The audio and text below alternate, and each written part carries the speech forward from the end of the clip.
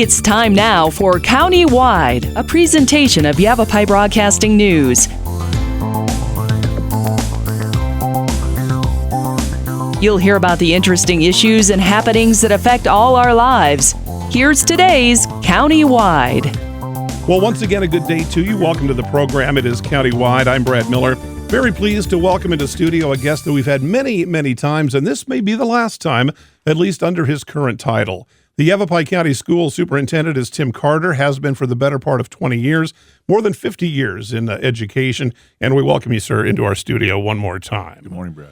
I say outgoing. You did not run for re-election in this most recent election. I have no doubt you'd have been in this position again had you chosen to be. Steve King, familiar with Cottonwood Schools, is going to be taking over as of January 1. So we want to say again, we appreciate your service, sir. Well, you're very welcome. Thank you very much. You have enlightened this program many times.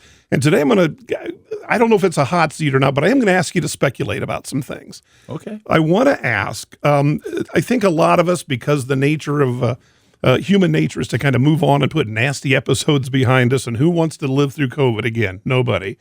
Or even maybe kind of think about it. But it seems to me, 4 years on, that school children may be among the hardest hit by COVID in terms of the lingering impact.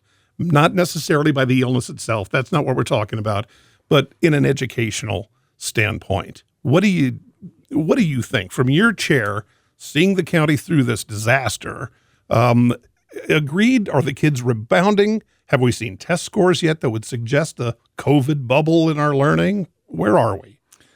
Well, that's a really big question. Yeah. Yes, I agree with you in many aspects. COVID was unlike anything that we have ever seen in this country before. Sure. You know, we have had some pandemics in the past. In fact, in my 51-year career, I had seen two of them, but they weren't anything close to what we dealt with in COVID. Rather, we're talking about globally or within this country or within even just Yavapai County. So it was a big deal, and it remains a big deal from the standpoint of the effects that it caused. So there's all sorts of things here. One is that there was an interruption in instruction. I mean, there's all sorts of different terms that are being used, and there are some people that have politicized terms like learning loss, and no, let's not use that term. But it certainly was a disruption in their ability to acquire information and be able to apply it. And I think everybody understands that if I'm a third grader when this happens, and I'm now up to what should be a fifth grader by the time it kind of dissipates and some of the major impact goes away, what I didn't learn as a third grader, I now don't know as a fourth grader, or at least I'm not as efficient as I should be. Bingo. And now I'm in fifth grade, and now I'm still behind. Now, we can argue all day long about what that diminished capacity was. Right. And we can argue further about what do you have to do to overcome that, what strategies work well, what strategies may not have. And in reality, it may be different between a school district in northern Arizona versus one in southern Arizona, Sure. An urban area versus a rural area. I mean, you almost have to look at one school district, one school system, one school, one charter school, one homeschool setting to determine what that impact actually was. Yeah. And so we're trying to make some assumptions here that may or may not be accurate for the whole. But that impact was certainly there, and we know that in certain subject matters like reading and writing and math, it was more pronounced than in others. We also know that different schools have done different things to try to get those students caught up to where they should be. And to be quite honest, I think our teachers and administrators should have a big pat on the back for being able to do that. No question about it.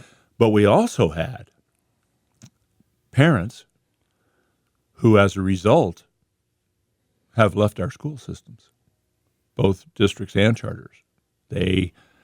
Our homeschool numbers went up. Our private school numbers right now are going up. Empowerment scholarship accounts were broadened to basically allow any student to be able to take the capacity that it would allow to them. Mm-hmm. So it's had some fundamental changes across the spectrum in the state of Arizona. Some of those things over time may modify. Some of those things may not. Right. But the idea of empowering parents to make decisions around their children, which they've always had, and some may have exercised it, some may have not, we're starting to see a lot more parents that are more actively engaged than they have been in the past. Yeah. And that is having an impact. And depending on who you talk to and depending on what lens they bring to the conversation, right, they may say this is a really good thing or this is a bad thing or it's almost a neutral thing. And I think that's it. COVID was unanimously an undue burden on everybody. But now we're all going to look at it differently. Not meaning anyone's going to say, oh, it was great, it was wonderful. But just, I mean, we've all talked about what it does, people working from home. Well, that's getting kind of pulled in quite a bit here 4 years on. Same thing as you're kind of describing. Is there any way to know, and I don't mean to diminish any segment of student populations, but say a senior in high school is going to have a lot of their education behind them. There were the social pieces, missing proms and homecomings and things like that, which were awful. I don't want to diminish that. But might a 12th grader have gone on and graduated at the end of the pandemic year and recovered academically better than maybe a third, fourth, or fifth? Those younger ones, it just seems like there's so much more kind of being poured in at certain pieces or certain segments of our education. Am I making sense to you? You know what I'm saying? Yes. Is there going to be a little bubble of students that were third, fourth, fifth grade, say, during that time? Well, Impacted? I think the bubble is larger at kindergarten and then a little less at first grade and a little less at second grade. By the time you got to be a junior or a senior, if the COVID years were your junior year and your senior year, there were a lot of things that people are unhappy about the prom and the homecoming and those kind of things, and rightfully so. Right. But a lot of those students actually realized that there's a lot of things out there that they didn't realize. Mm-hmm. That, for example, you don't have to have a high school diploma to go to a community college. Mm-hmm. All you have to do is be able to read their basic reading level, and they'll admit you. Yeah. And if you get an associate arts degree from Yavapai College, for example, any one of the state universities is going to accept that AA degree, even though you never, ever graduated from high school. So that in and of itself, that has been very powerful for a lot of people. Right. The same issue, I think, could be applied inversely. So those kindergartner students and first grade students, we know that the younger you are, the more impact negativity has on whatever kind of negativity it might be, has on your learning capacity. And a first grader that loses, say, 6 months of instruction, that is going to impact that student far greater than 6 months for a sophomore in high school. That's what I was trying to point out. Think of it as that makes sense. As a person matriculates through those grades, the higher they get, the easier it is to deal with it. So the lower you were at that time, the harder it has been. So we're still in the middle of that. You bet. I mean, you think about a second grader, they're now probably a sixth grader. Right. Well, a lot of those kids have adjusted just fine. They're doing well. But we've got some who still aren't. I don't doubt that for a minute. Yeah. And we're still trying our very best to remediate many of those things. Yeah. The teachers at the front lines all the way up to your office understand that and know what happened and can act accordingly. All right. I want to take a short break. We'll come back with Tim Carter. We're going to have him peer into the crystal ball. President-elect Trump has talked an awful lot on the campaign trail about maybe dramatically reshaping the Department of Education, perhaps even dismantling that. we're going to get Tim's thoughts on what local repercussions that might have if in case that comes to pass. It's Countywide. Our guest is Yavapai County School Superintendent Tim Carter. I'm Brad Miller. We'll be back right after this. Life changes, then it changes again. Predicting the unexpected in life is impossible. That's why it's called unexpected. So when it comes to financial goals, our philosophy is don't predict, prepare. Hi, I'm Edward Jones financial advisor Matthias Sandoval. A job loss, change in health, or a loss of a loved one can have a big impact on your family's financial security. Let's work together to help make sure you're equipped for life's unexpected events. Call our office to schedule a face-to-face appointment. Edward Jones, making sense of investing. Member SIPC. Verde Solaire, your hometown heating, air conditioning, and plumbing company in the Verde Valley, and your trusted North Central Arizona Goodman dealer. Goodman is a name you can trust with the revolutionary Comfort Bridge technology factory installed into select Goodman gas furnaces and air handlers to ensure the entire system operates at peak energy efficient performance. Verde Solaire offers free in-home estimates, locally owned and operated since 1983. Visit them at verdesolaire.com. Better, cleaner, faster. Thank you so very much for your generosity and kindness in helping others. I hope that you take advantage of the many Arizona state tax credits available when giving to qualified charities and schools. If you haven't taken advantage, I hope you'll ask your favorite charity if they qualify. You can go to Arizona Department of Revenue website, search for tax credits, and look at the list of qualifying charities. Then look at your latest Arizona income tax return and see how an Arizona tax credit can benefit many. This is Lewis saying thanks again. Let's talk. That's the message from Jonna Randall Murdoch, your local Farm Bureau agent, providing a personal touch when making insurance and financial decisions. Jonna will simplify your insurance needs while offering competitive pricing. Let's talk auto, home, life, and farm.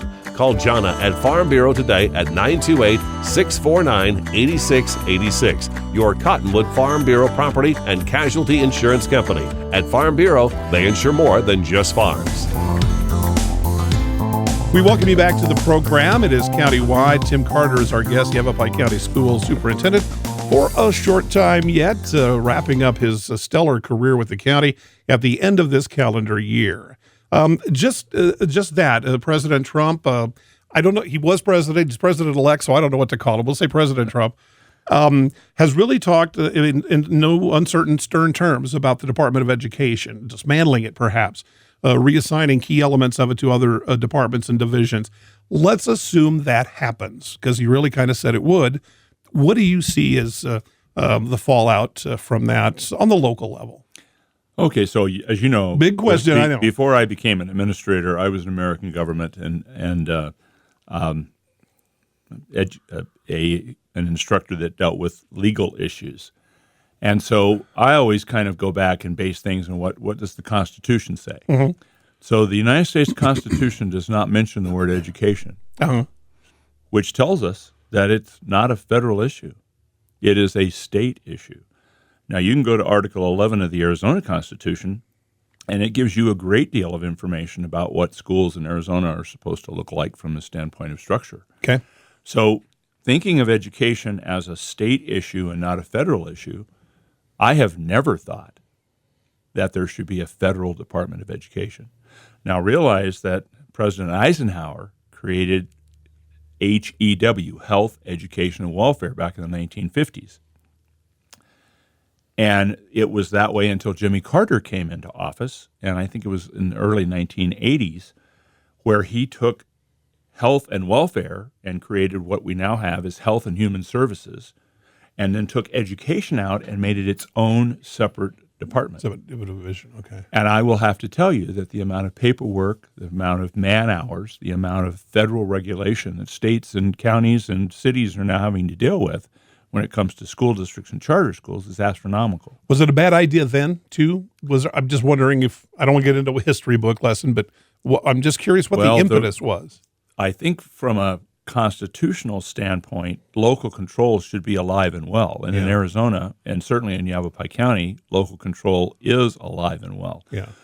I would bet you if you ask people in Cottonwood who should make decisions about students in Cottonwood, I bet you they tell you the people in Cottonwood. Sure. Not some bureaucrat in Washington, D.C. who's never even been to Arizona before. And so that, I think, is the mindset. Now, are there certain things that all students in the nation should know and be able to do? Well, I think we probably could argue that to a great deal. Are there some things that we could agree to? Absolutely. Are there other things that we would argue about tooth and nail? Absolutely. But the issue is in my view, it's the constitutional question. If the founding fathers had wanted the federal government to control education, they would have put it in the Constitution. Mm-hmm. Or the voters and the states since that time would have added it to the Constitution. So each state is different. I mean, you can't compare California schools to Arizona schools. Sure. They're so different, it's unbelievable. Sure. Well, that's okay because the people in Arizona are doing what we think's right in Arizona. The people in California are doing what they think's right in California, or at least their leadership thinks. So the issue in my mind is I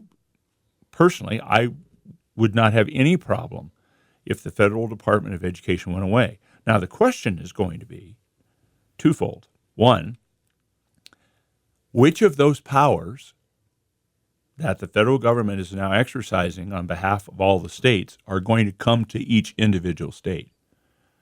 Let's look at things that are like federal civil rights in nature, like special education, English language learners. Those kinds of things are now going to come to the states, and the states are going to deal with those very differently. Sure. They're not that there may be this group of states may use a like concept, but there are going to be other states that are going to do their own thing because they now have the constitutional authority to do that. So that's one issue. The second issue is the federal government spends a lot of money on schools. Right. You and I had an opportunity earlier to talk about broadband. Right. Well, all of those broadband dollars, for the most part, have come from the federal government. We wouldn't be doing any of the work that we're doing with getting broadband into schools, getting them into homes and businesses, if it hadn't been for federal grants. Well, those federal grants all have strings attached, and that's one of the issues that those of us who have to deal in this world don't like it. But what's going to happen with the loss of those funds? Are the states going to pick up those dollars? Are they now going to start providing funding for additional funding for some of those things that are coming from the federal level? Right. And then in Arizona, another big issue, and right here in the Verde Valley, it's something we have to talk about too, is what happens with Native American areas. I mean, those folks are sovereign nations, but the federal government provides a lot of funding to those sovereign nations for educational purposes. Is that money going to come to the state? And is the state then going to take on that obligation to help tribes fund education? So those are the questions that are unanswered. What services are going to come where? Right. And how are you going to pay for those services? And if the federal government, for example, the education department, doesn't have the ability to control special education, then is the next president, who may disagree with Mr. Trump, going to say, well, we're going to add it back, or we're going to add it back under health and welfare because it's, or maybe under commerce because it is a civil right. The legislative ping pong game continues. Right. So in my personal view, if the Federal Department of Education went away, I'd be just fine with that. But we then have these questions of how are we going to do this and this and this? Who's going to pay for it? Who's going to manage it? Who's going to control it? And this conversation can go on and on and on. See, and money is where I'm getting at, because I hear about that and I just think, oh, dismantle the Department of Education. Oh, my God, that's terrible. And then I listen to learned people like yourself and I say, okay, yes, I agreed with most of that. That to me is a big fear.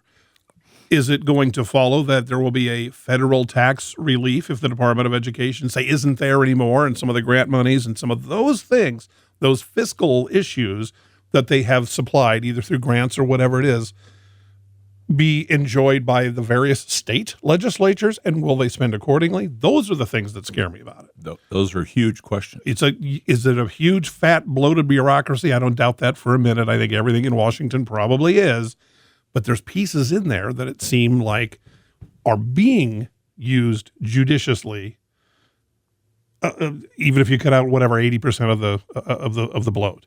So those are the kinds of things that I would be concerned about, and I'm sure everybody in your position is, and teachers and educators, and we'll find out if there's due diligence being done on that. That's what I kind of worry the most about, how quickly those kinds of things might happen. Well, and to my knowledge, we've never had a federal agency, cabinet level agency, that has just I don't think gone away. I don't recall that ever. We've had them, like HEW is now Health and Welfare, right, or Health and Human Services, and separately Education. Right.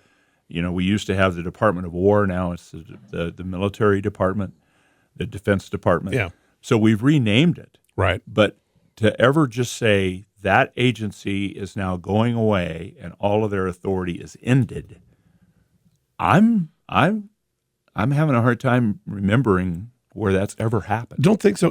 I would assume, and assume is a terrible word, but that the key pieces of that are serving the public would be administered perhaps through Health and Human Services or different kinds of things. It seems like that's how it would work or should work. But we don't see any plan for that. And again, I am asking you to look into this crystal ball, and it's not really a fair question that way because it's nothing but speculation at this point.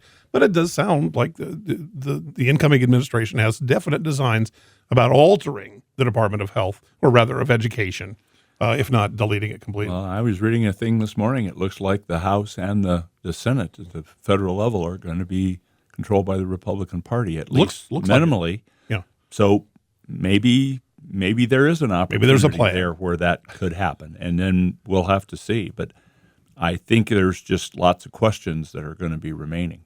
Okay. Tim, I really appreciate it. Again, yeah, COVID, it just kind of continues. Do you still get questions in your office about COVID, and people still, I would assume?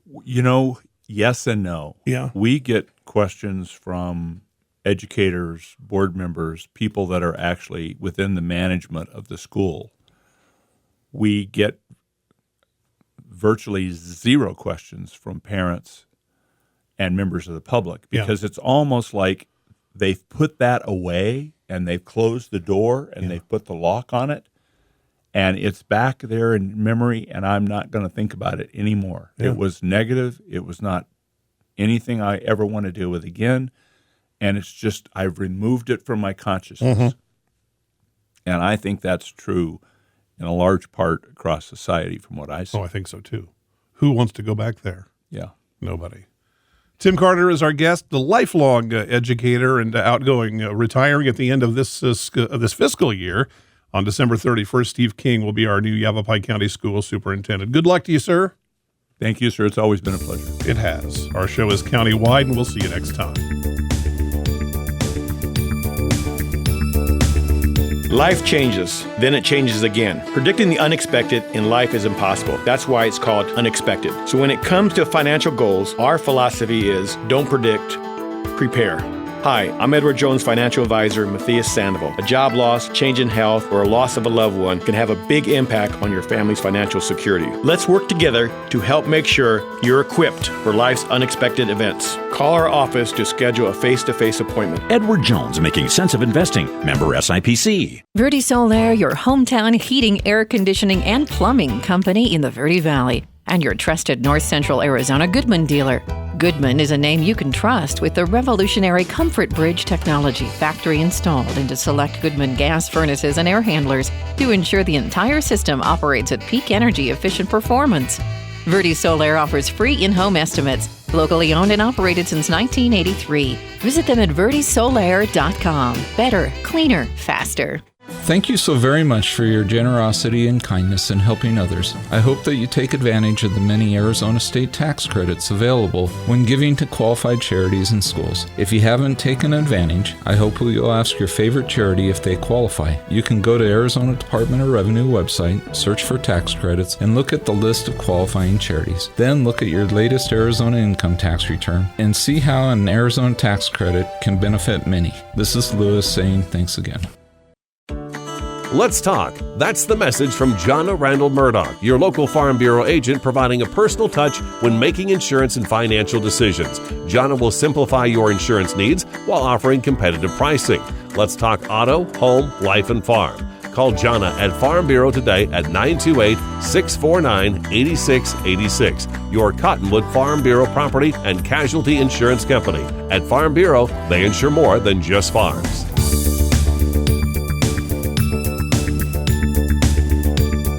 This has been Countywide. Listen in each Tuesday and Thursday at this time. If you have a topic or guest idea that you'd like to suggest, email us, news@myradioplace.com.